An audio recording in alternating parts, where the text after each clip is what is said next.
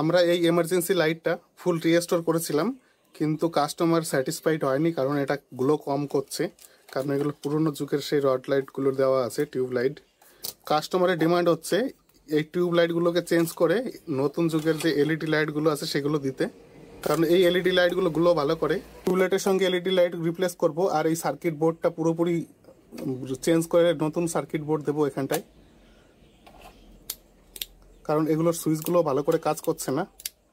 পুরো circuit board change করতে হবে এবং লাইটগুলো রিস্টোর করব। চার্জারও চেঞ্জ করে দিতে হবে, মানে ভেতরের সেটআপ পুরো নতুন দিতে হবে। এটা 6 ভোল্টের ছিল, আমরা এখন 12 ভোল্টের সেটআপ বানাবো সব। এখানে খোলার জন্য এটা পুশ করতে হবে, এখানে খোলার জন্য এটা পুশ করে উপরের দিকে টান দিতে হবে।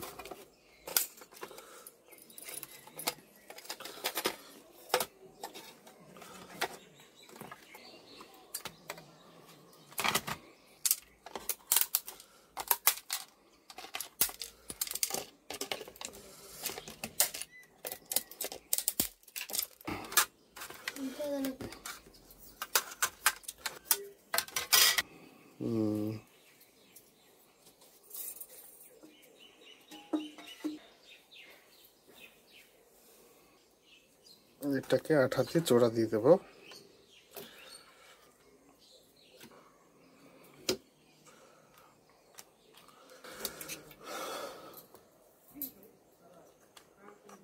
সামনে লাইট প্যানেলটা লাগানো হয়ে গেল। এবার হচ্ছে চার্জারটা তৈরি করব। চার্জারটা তৈরি করার জন্য 12-0-12 ট্রান্সফরমার নিয়েছি। এখানে দুটো ডায়োড নিতে হবে। স্ক্রিনে দেখুন ভালো করে, অ্যানোড আর ক্যাথোডের সিম্বল রয়েছে। ক্যাথোড দুটো আমরা এক জায়গায় যুক্ত করব, আর সেখানে হয়ে যাবে হচ্ছে পজিটিভ পয়েন্ট। এই পজিটিভে আপনার ক্যাপাসিটর থাকে, একদিকে এই যে নেগেটিভ রয়েছে, একদিকে কোনো মার্কস নেই, এটা হচ্ছে পজিটিভ। তাহলে আমার ক্যাপাসিটরের পজিটিভ এখানে যুক্ত হবে। তাহলে সেভাবে সোল্ডারিং করে নিচ্ছি। একটু পেস্ট দিতে হবে, সোল্ডারিং পেস্ট।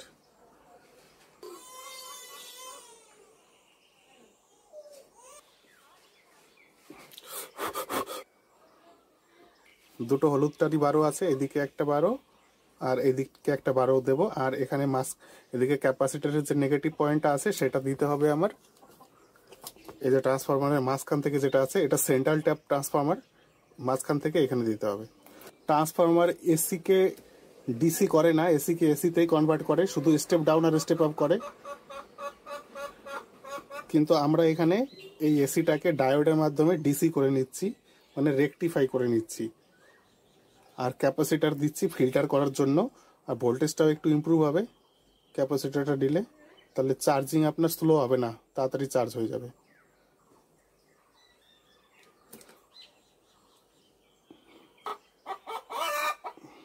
এই যে ক্যাপাসিটারের দুটো এখানে পজিটিভ হবে, এখানে নেগেটিভ হবে, এই সাইড থেকে কিন্তু নয়। চার্জারটা তাহলে রেডি হয়ে গেল। চার্জিং ইন্ডিকেশনের জন্য একটা লাইট দিতে হবে। এই পুরোনো লাইটটাই খুলে নেবো, এখানে লাল লাইট একটা আছে, হ্যাঁ এটা খুলতে হবে। এটা হচ্ছে 12 ভোল্টের সার্কিট।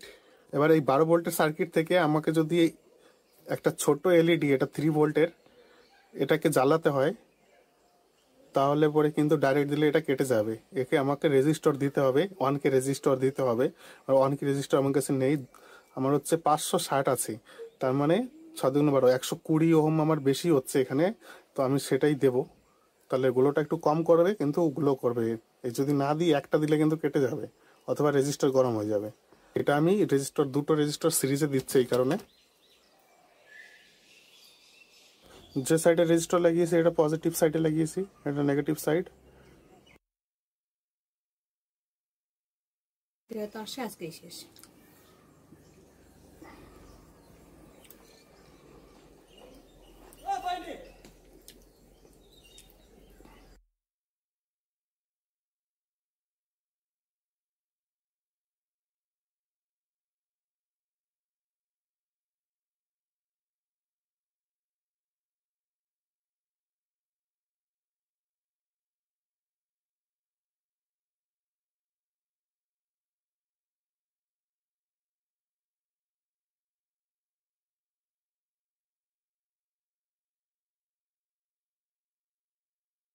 আঠা দিয়ে ফিক্স করে দিলাম, এটা নড়াচড়া করবে না, এটা সুইচের কাজ করবে, আগেরটা করবে না। সামনের দিকে দুটো দিয়েছি, টিউব লাইটগুলো চেঞ্জ করে এলইডি লাইট দিয়েছি, আর এখানে একটা দেবো, এখানে একটা লাইট ছিল।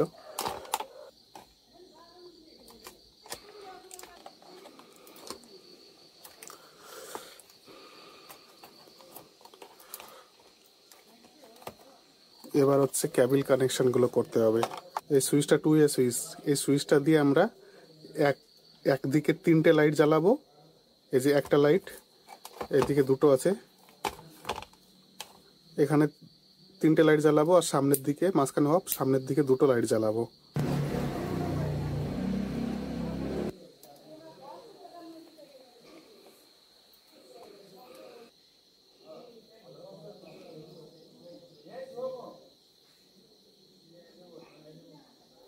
এটা শুধু চার্জিং হচ্ছে কিনা ইন্ডিকেশনটা দেখাবে। হুম,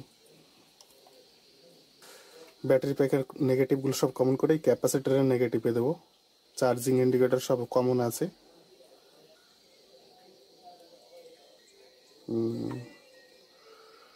জ্বলছে, তার মানে সুইচটা অন করা আছে।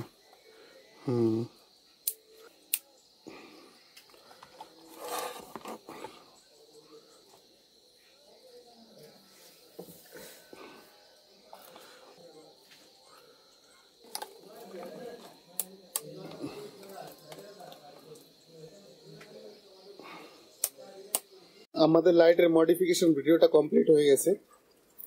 চার্জও নিচ্ছে ঠিকঠাক, এখানে চার্জিং এ দিলে লাইটটা গুলো করবে। এই যে লাইটটা গুলো করলো, এটার পাওয়ার কিন্তু হেভি। দেখুন দু সাইডে দুটো লম্বা 7 ইঞ্চি এলইডি দিয়েছি, আর মাঝখানে একটা দিয়েছি। এই যে সুইচটাও এখানে মডিফাই করতে হয়েছে, সেই সুইচটা হয়নি, আলাদা একটা সুইচ বসানো হয়েছে এখানটাতে।